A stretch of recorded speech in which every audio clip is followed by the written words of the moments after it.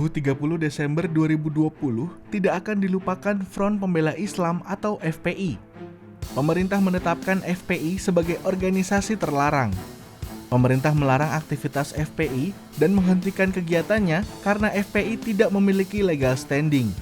Hal itu ditegaskan Menteri Koordinator Politik Hukum dan Keamanan Mahfud MD dalam konferensi pers hari Rabu tanggal 30 Desember 2020. Mahfud memaparkan alasan pemerintah membubarkan FPI.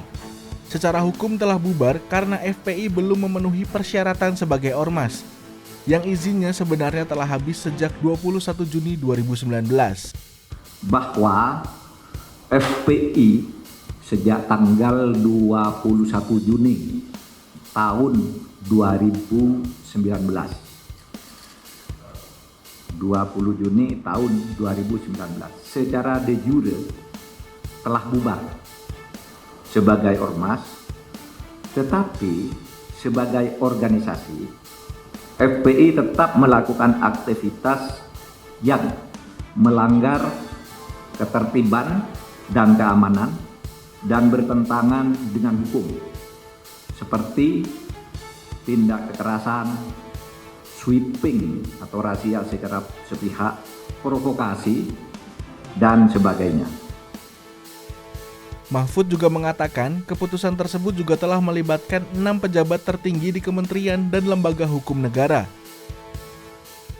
Pelanggaran kegiatan FPI ini dituangkan di dalam keputusan bersama 6 pejabat tertinggi di kementerian dan lembaga, yakni Menteri Dalam Negeri, Menteri Hukum dan HAM, Menko, Jaksa Agung, Kapolri, dan Kepala BNPT.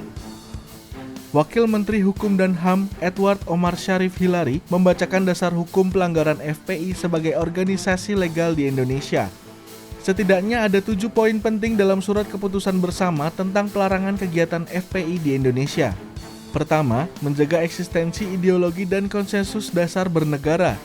Kedua, anggaran dasar FPI bertentangan pasal 2 Undang-Undang Nomor 17 Tahun 2013 tentang Ormas.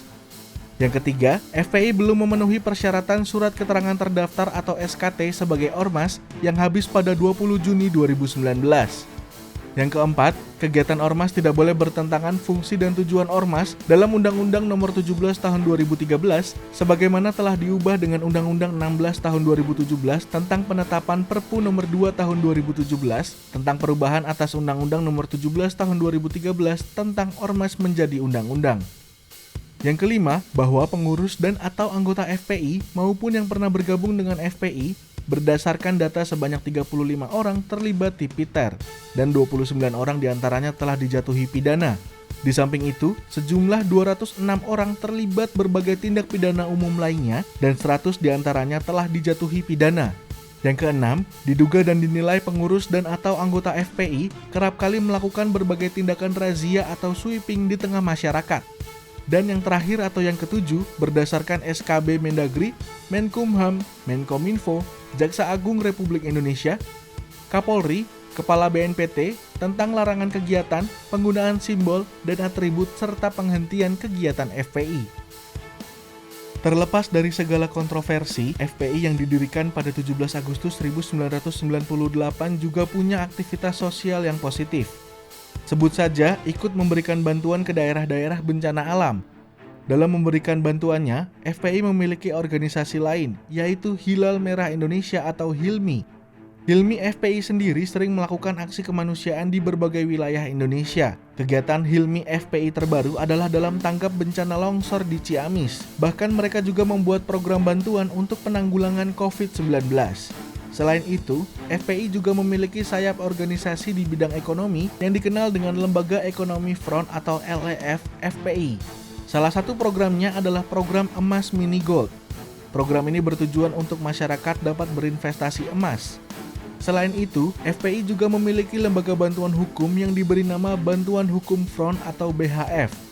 Lembaga ini nantinya yang membantu anggota FPI jika memerlukan bantuan hukum.